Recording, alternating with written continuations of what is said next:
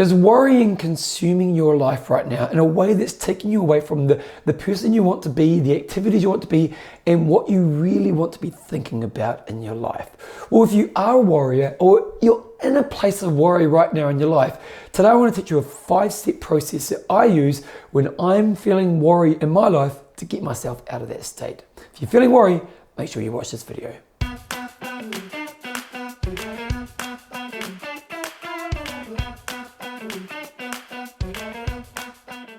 I've been thinking a lot about recently in my life is that worrying is based on lies. Maybe it's not the best way to put it, but what I mean here is worrying is not true. So what is worry? Worry is often looking to the future, seeing that things will go wrong in the future in certain areas of your life. Now, there are many types of worry, but this is one of the biggest common worries that we see is that as I look forward, I see things going wrong, and the further I look forward, the more I can catastrophize this, and so I kind of sit in this worry about what will happen as I walk down this pathway.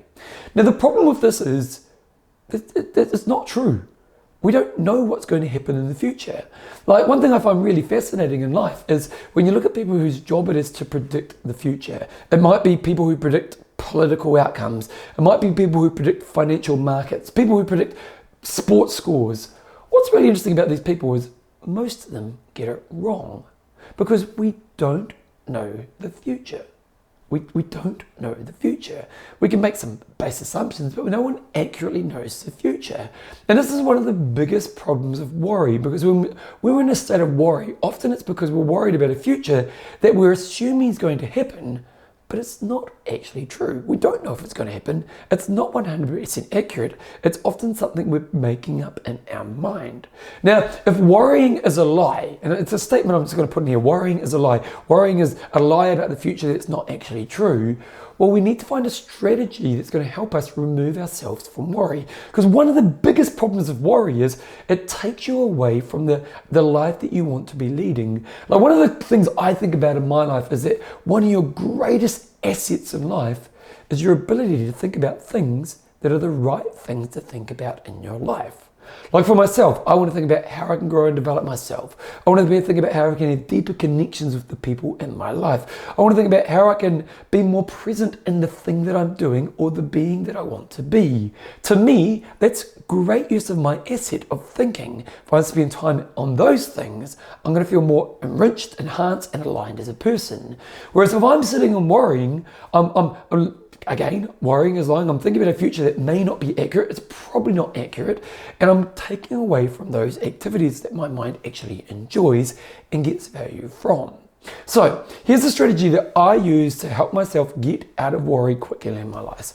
First is I catch that I'm worrying. This is so important. The faster you can catch, the faster you can act. Okay, so that's the first thing I do. I catch that I'm worrying. Secondly, I tell myself that what I am thinking is not actually true. I'm projecting a future that may be working against me, but it's not actually accurate. It's not a fact. It's not true. Thirdly, what I often do in this moment is I actually try to put an emotional outlet in. So what I try to do is I try to do something that takes me away and distracts myself for a moment. It might be go do some exercise. It might be jump on my piano. It might be writing a journal. It might be talk to someone that's close to me. It might be some breathing exercise. It might be just getting some fresh air. I think that putting an emotional outlet out in that moment is really important because it helps you just to get outside your head, which then means that when you come back to address what you really need to address, you're in a much more emotionally ready place. So the third step is to have an emotional tool. The fourth step is to go, what is the problem that I really need to solve right now? And this is a really important thing to think about. So what's the problem? So I might be worrying about, I don't know, let's say I'm going to worry about my weight. I don't worry about weight. I don't have to worry about my weight. But let's say I'm going to worry about my weight. And I'm worried that, I'm going to 5 years from now, I'm going to be massively overweight. Well, the right problem I need to solve right now is maybe I'm eating too much junk food.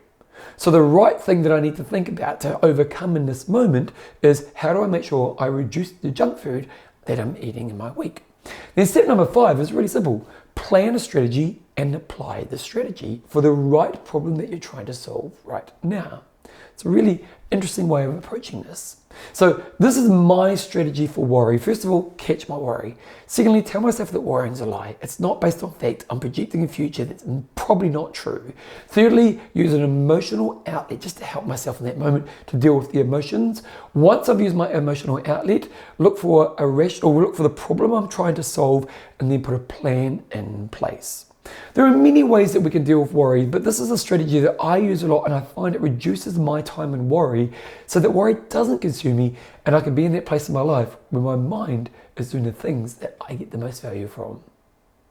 If you enjoy my pieces and you want to bring exercise into your life, you need to check out my book, I Will Make You Passionate About Exercise. This book is designed to be a step-by-step journey that teaches you the right lessons and experiences to guide bringing exercise into your life, not just for a moment, but where you get to the place where you have a long-term love of exercise. So you get fitter, you get healthier, you have great stress releases, and you feel amazing about yourself.